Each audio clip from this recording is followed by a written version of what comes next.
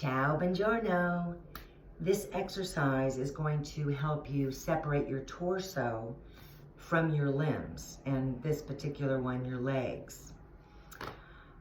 First of all, understand that your spine starts right here in between your ears and behind your eyes, okay?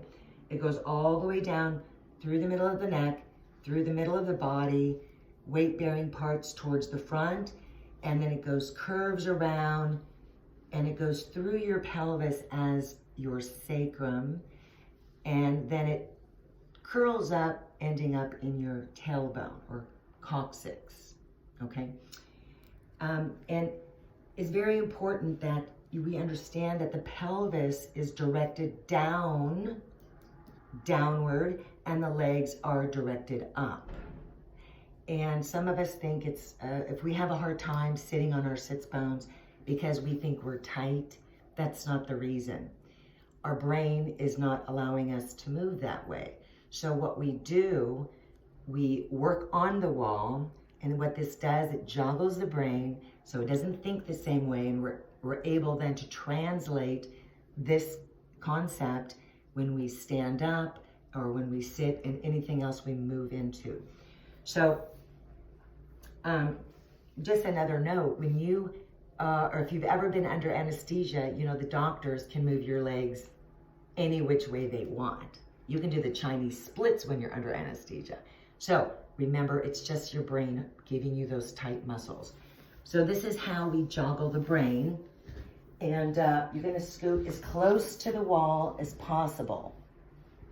All right? Now the whole idea of this exercise is to keep your pelvis absolutely still while you're moving your legs. So first thing you want to do is imagine that you can stretch your sits bones and tack them in the floor where the wall meets the floor. Right here, send your sits bone, tack them in. Direct your pubic bone down slightly. Your dinotel is straight and tacked in, okay? And now your spine is very, very long, and then you do not want to lift your ribs. You want to exhale maximally and close the ribs, button your vest to activate your corset. Now, with the sits bone in place, you know your leg goes up inside the joint. So what I want you to do is move the leg from up inside. So it's fire sticking on the wall. So you're gonna roll out where your sits bone and your heel bone are directed in. Then you're gonna rotate and then roll in. Maintaining your position. Roll out, roll in. Roll out, roll in. You can do both legs at the same time. Roll out, roll in. Make sure your ribs stay connected and closed. Keep your hands either here or here. Do not move your pelvis.